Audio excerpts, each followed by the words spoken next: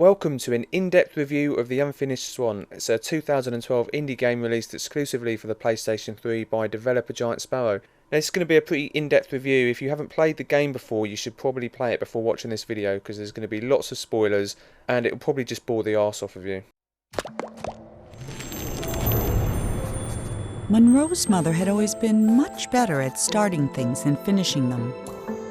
When she died, she left behind over 300 canvases, not one of them finished, along with Monroe, who felt pretty unfinished himself. The orphanage allowed him to keep only one painting, and so he chose the Unfinished Swan that had always been his mother's favorite. But that night, he woke up to find the swan had disappeared. So he took his mother's silver paintbrush and followed the footprints into a little door he hadn't seen before.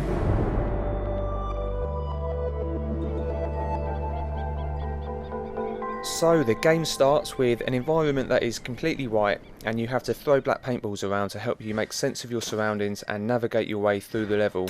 This minimalist art style and basic gameplay mechanic are definitely the two things most commonly associated with the game. They seem to be the title's unique selling point. Whenever you see publicity material or screenshots from the game, it's nearly always showing something from the opening level. In fact, the original tech demo was based entirely around exactly that concept, and if you play the demo, which is available in-game as an unlockable extra, you can see just how similar it is to the opening chapter. So it might appear to someone unfamiliar with the game that the Unfinished Swan is a bit of a one-trick pony, but those who've actually played it will know that the full game actually very quickly progresses beyond the simple premise and starts to introduce new gameplay mechanics, and the visual style evolves way beyond the minimalist style that you see in the opening. Chapter 1 quite quickly introduces shading, and not long after in Chapter 2 you'll see far more detailed environments and find yourself throwing water instead of ink. It doesn't leave a permanent stain on your surroundings in the way that ink does, but instead can be used to spread vines around the environment which you can use to climb and reach new areas.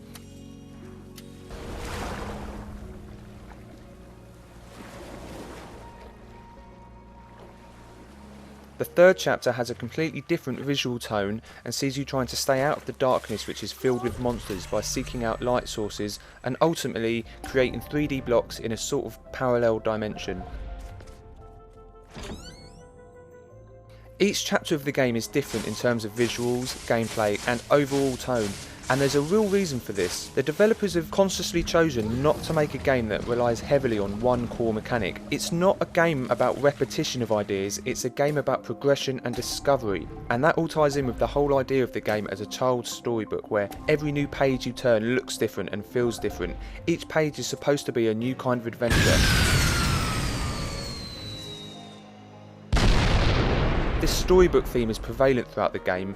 The main menu is in the form of a book. In between levels you see the illustrations being drawn and the pages being turned as the story unfolds. Also, the subtitles don't look like subtitles that pop up at the bottom of the screen. They look like text that would accompany an image in a kid's book, appearing in different places around the page wherever best accompanies the illustrations. He remembered almost immediately. Another aspect of the Unfinished Swan that reflects the storybook nature of the game is the art style. So initially the environments are composed largely of black and whites with shades of grey, which evokes the feeling of ink on paper, but they're also punctuated with bright bold colours which juxtapose nicely with the minimalist colour palette and make everything a bit more vibrant. However, colour also serves a really important purpose in terms of gameplay. Each colour has a unique function within the context of the game. For instance, gold will either indicate an object of significance or importance, such as the swan's footprints, ladders, the pipes, or they will imply a sense of progression and indicate that you're going in the right direction. Red indicates objects that can be interacted with, such as switches. Green tells you that you can create vines and interact with your environment in some way. And in the third chapter, pink indicates safety from the darkness, and blue signifies a surface in which you can create 3D blocks. It can't be overstated just how impressive an aspect of game design this is. You're never told by the game that these colours signify these specific things. There's no tutorial or on-screen hint. It's something you subconsciously pick up on as you progress, to the point where you'll immediately know what's required just by the sight of the colour. I can't think of many games that so seamlessly blend their art direction with basic core gameplay mechanics. By doing this, the game doesn't need to rely on boring tutorials or intrusive hints that you have to press a button to dismiss. Nothing that can interrupt or slow down the pacing pacing and rhythm of the game, including getting stuck and not knowing what you're supposed to do. This functional use of colour makes the game a really fluent experience, and that's probably something you can easily take for granted when playing the game, but it's a really impressive and understated way of bypassing the traditional method of games giving you on-screen button prompts such as press X to operate every time you need to press X to operate something. And by never doing that, and by subtly guiding the player without them even realising, it removes any feeling of hand-holding, and the player feels like they've achieved something without any help at all. Even if it's only in a small way, I think that makes for a much more rewarding sense of accomplishment.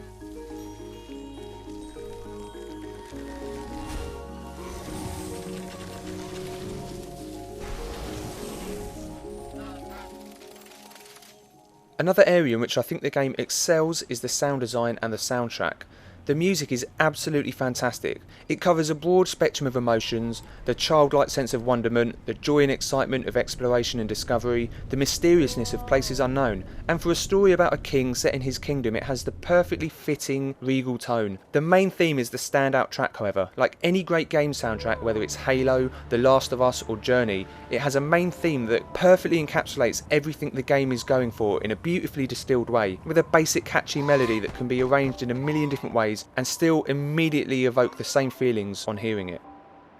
As for the sound design, I think the best example is at the very beginning of the game when you find yourself surrounded by white and unable to see anything. It's worth noting that for a good few minutes there's no music, only sound effects, so there's a huge emphasis on that aspect of the game.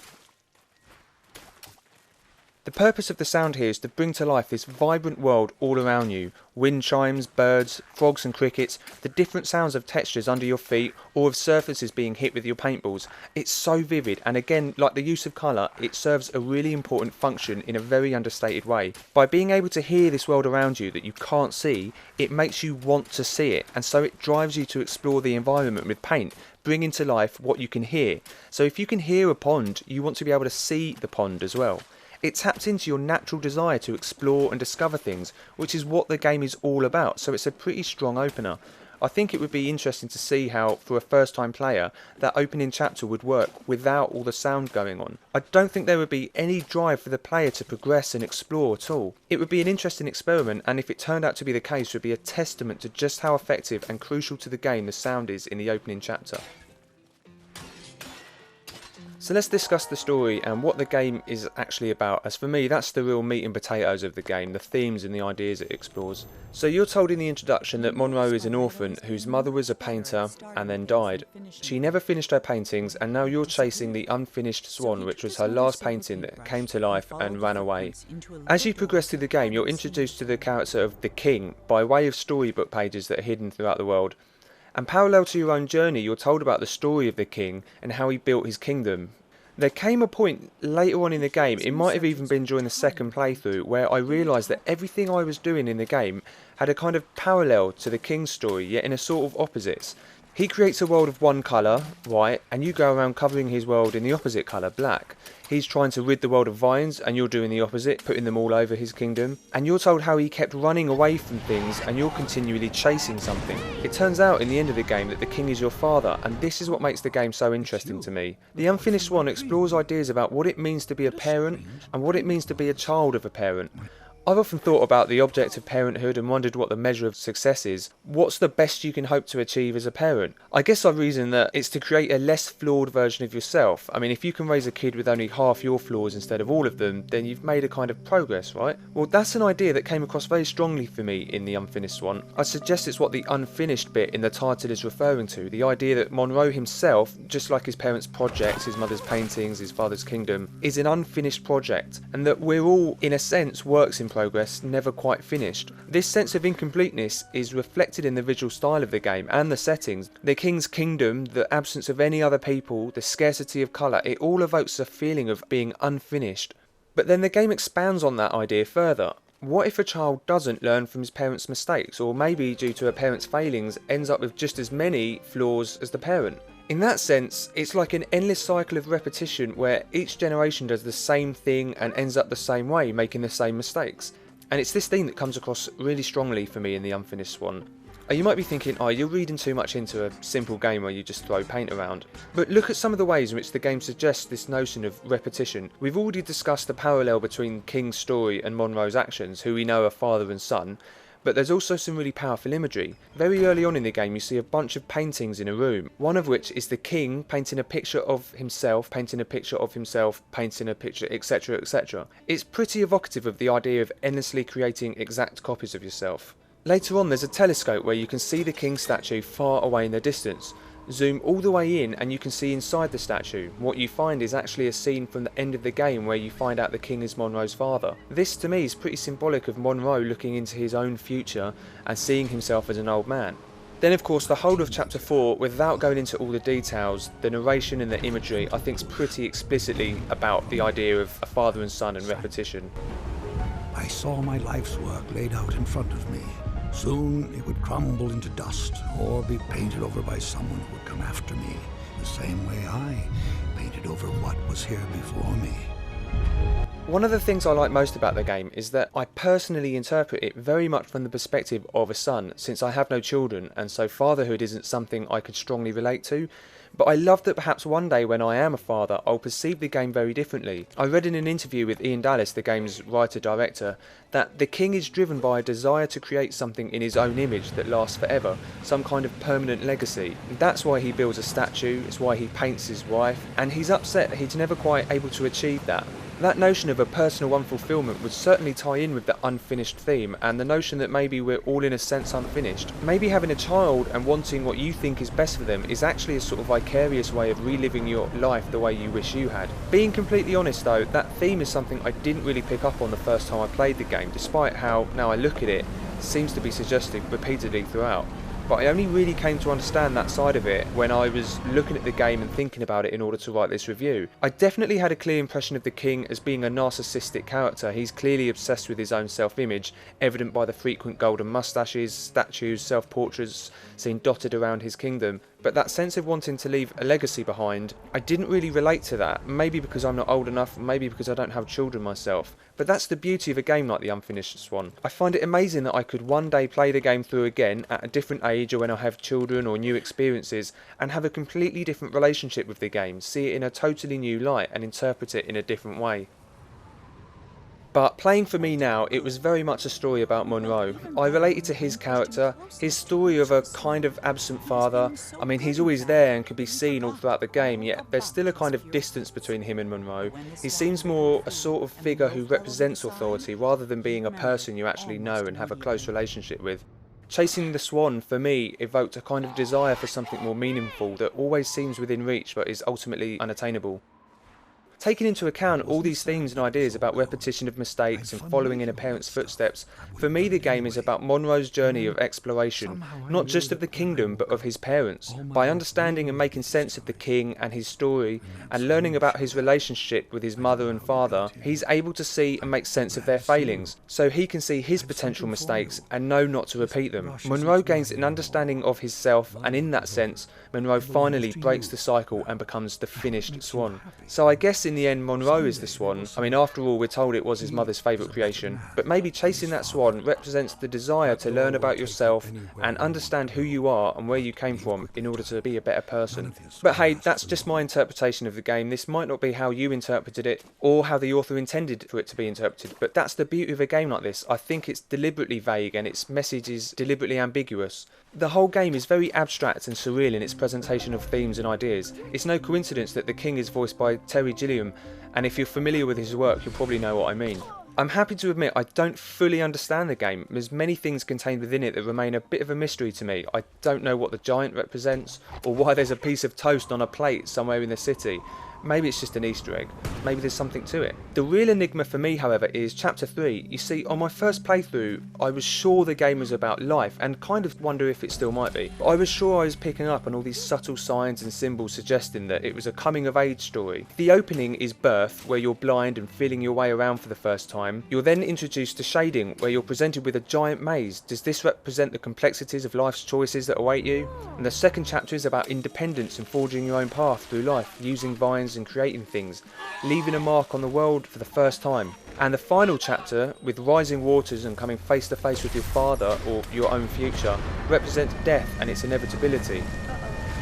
But I don't understand what the third chapter means. Chasing a ball, moving through a portal, building blocks. But maybe I'm too hung up on what the game is saying on an intellectual level and I'm missing out on what it's trying to convey emotionally. Maybe the only purpose is to evoke an emotional response, and I think Chapter 3 is very much about conveying fear and claustrophobia, as it's such a contrast to the pleasant tone of the first 2 chapters. And maybe I'm missing out on that by being too stuck in my own head while I play it. Who knows? So I've spent a while talking about the game and its themes, what it means, and it's because I believe that they're important to understanding what the point of the game is, because that's where I feel the Unfinished Swan is a really misunderstood game, in what the point of it is. Most of the reviews I've read were positive, but in the few I've read that were less receptive, they always seem to criticise the game as being, ironically, unfinished. That the game mechanics and the puzzles never felt fully realised. Things are often introduced and they're never seen again. I think this is perfectly in line with the essence of the game though, as I mentioned earlier in the review. At its core, it's a game about exploration and discovery, and repetition has no place in this game. I also noticed a lot of these reviews describe the game as a puzzle game. The problem is, to label it a puzzle game wrongly implies 2 things. One, that the focus of the game is going to be geared towards puzzling, which the Unfinished one obviously isn't. And 2, that there's going to be inherent difficulty or challenge to any puzzles, because a puzzle game in which you can sail through every puzzle without any challenge wouldn't be much of a puzzle game, would it? And that's why the Unfinished Swan is not a puzzle game. None of the puzzles are remotely difficult. In fact, Giant Sparrow recently tweeted in response to a YouTube video of a toddler enjoying the game that they knew they'd made the right decision to strip the game of any difficult puzzles. Difficulty and challenge would by their nature only hinder and distract from the true focus of the game, and that is the journey. Speaking of Journey, it's no coincidence that I bought the game when it was on sale and bundled with Journey. The game even contains a nice Easter egg.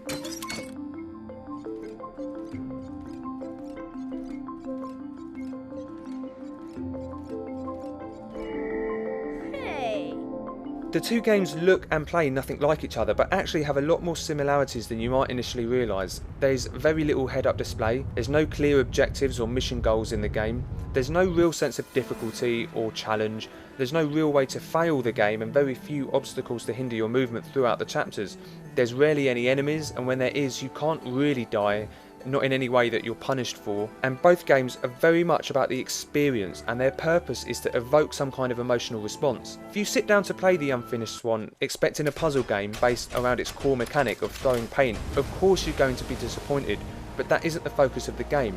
It isn't like, say, Portal, a true puzzle game in which there is one core gameplay mechanic, and everything that happens in the game, and every new aspect of gameplay you're introduced to revolves around that core mechanic and expands upon it. The Unfinished Swan never attempts to be that kind of game, and to approach the game in that way I think is to misunderstand it. So if you look at the game mechanics in the context of a puzzle game, then of course they aren't fully realised at all, in the way Portals would be.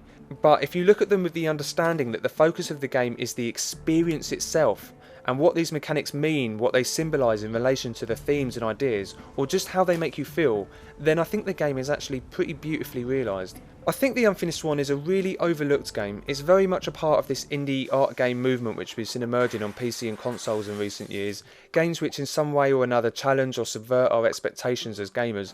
But I rarely see it getting mentioned or get given the credit I think it's due, and maybe that's because it's misunderstood, and maybe that's something Giant Sparrow are aware of and are taking on board for their next project.